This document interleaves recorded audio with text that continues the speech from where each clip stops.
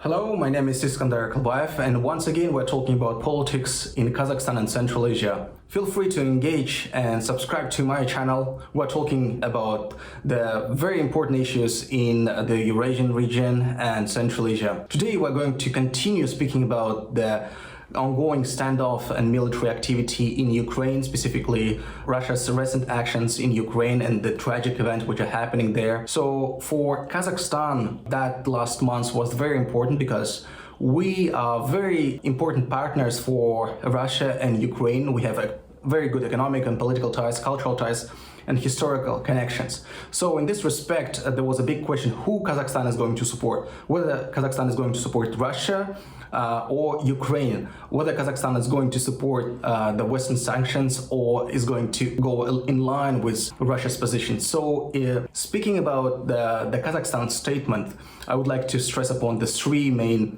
topics.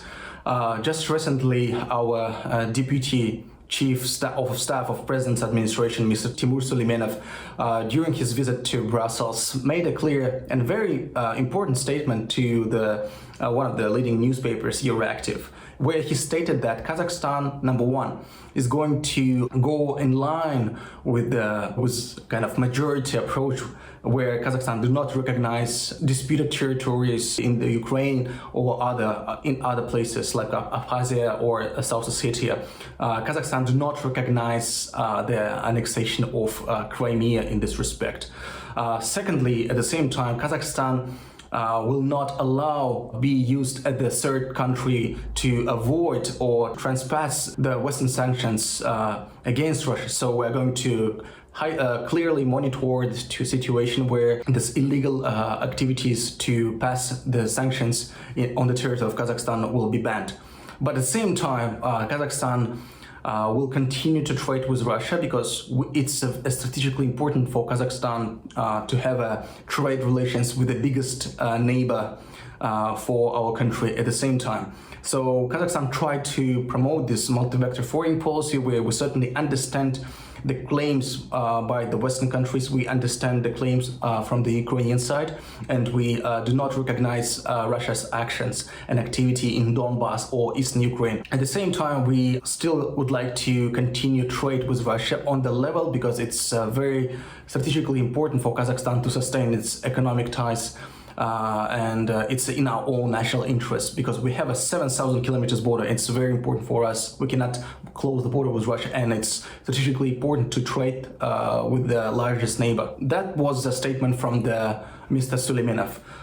Consequently, it actually created some backlash from the Russian media where Russia's several prominent opinion leaders, journalists were a little bit criticizing Kazakhstan's position on that because they expect our side and Kazakhstan to be much more pro-Russia in this respect. But what we're trying to do here is to be balanced and look at our national interest, where we try to engage, but at the same time do not recognize its military activity in Ukraine.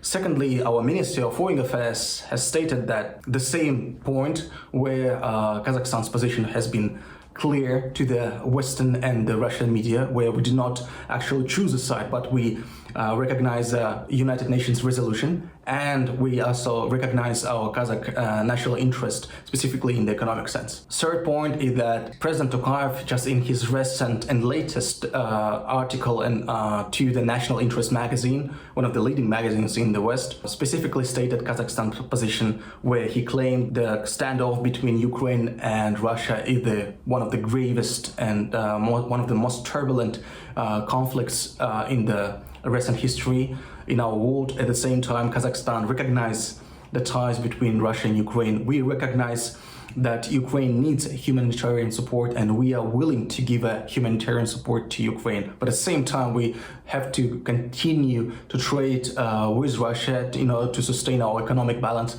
because after the January of 2022, this year, we experienced one of the gravest political turmoils in Kazakhstan itself. So we have to sustain our economy, and we need to actually compensate and make a for those losses in economic sense. So we have to be clear and smart, but at the same time principled on our national interest. Though in this respect, the final point is that Kazakhstan recognizes the international commitment under the United Nations law. Kazakhstan recognizes the turbulence and the negative side of military activity in Ukraine, so that's why we're willing to give humanitarian support to Ukrainian people. We are trying to help in negotiation process.